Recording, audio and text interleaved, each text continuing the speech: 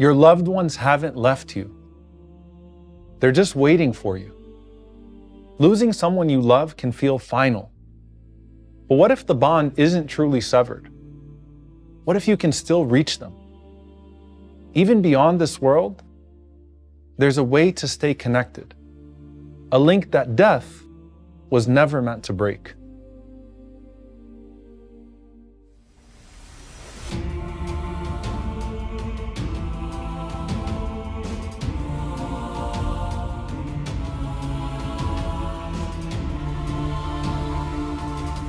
In the time of the Prophet ﷺ, there was a young man named Bishr ibn al-Bara from Banu Salama, and he passed away, leaving his mother extremely distraught.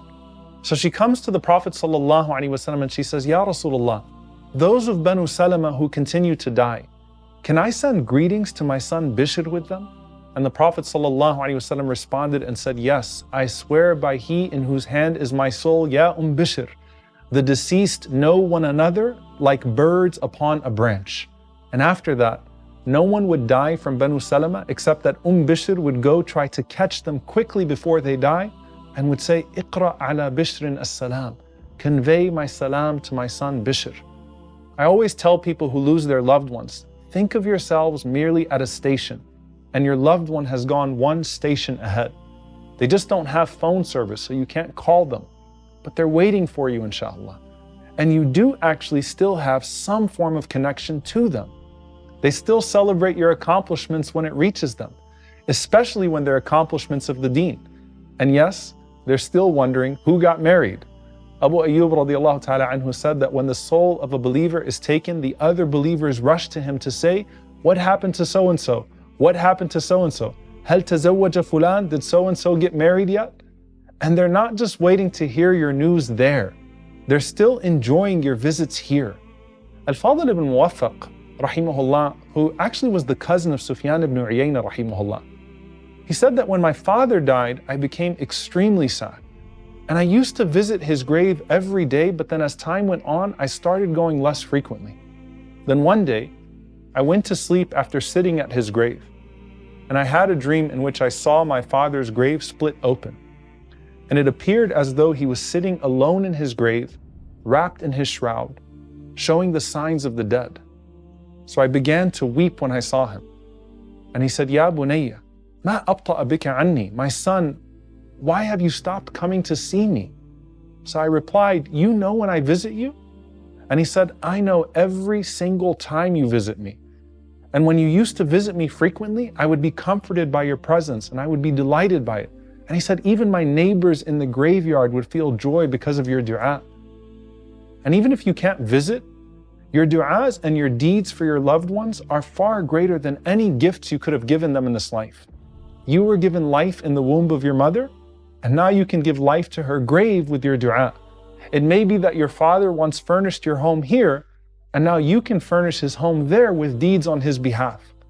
And just as your parents used to spend everything on you, now you can spend on them too. And if they could speak to you, that's all they would ask for.